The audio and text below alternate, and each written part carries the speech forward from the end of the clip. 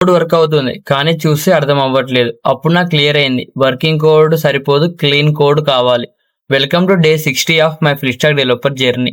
Last వీడియోలో నేను debugging గురించి షేర్ చేశాను.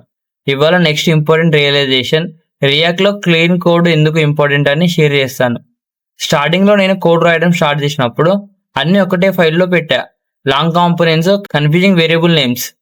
కోడ్ వర్క్ అయింది కానీ మళ్ళీ చూడడానికి వెళ్తే అర్థం కావట్లేదు. అప్పుడు నాకు అర్థమైంది, క్లీన్ కోడ్ అంటే రీడబుల్ కోడ్. మళ్ళీ చూసినా ఎమ్మటనే మనకు అర్థం అవ్వాలి. అప్పుడు నేను స్మాల్ చేంజెస్ స్టార్ట్ చేశాను. First change, folder structure.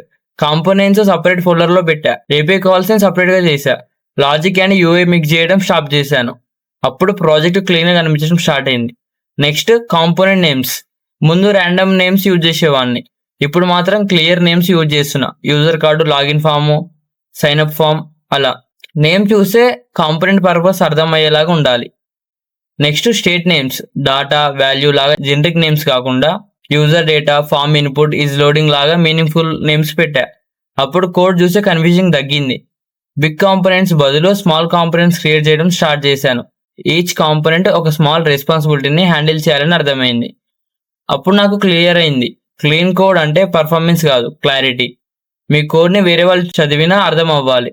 So day 60లో నేర్చుకున్న లెసన్, రియాక్ట్లో క్లీన్ కోడ్ రాయడం అంటే డెవలపర్గా నెక్స్ట్ లెవెల్కి వెళ్ళడం. సో నెక్స్ట్ వీడియోలో నేను రియల్ మినీ ప్రాజెక్ట్లో ఈ క్లీన్ కోడ్ కాన్సెప్ట్స్ ఎలా యూజ్ చేశానో షేర్ చేస్తాను.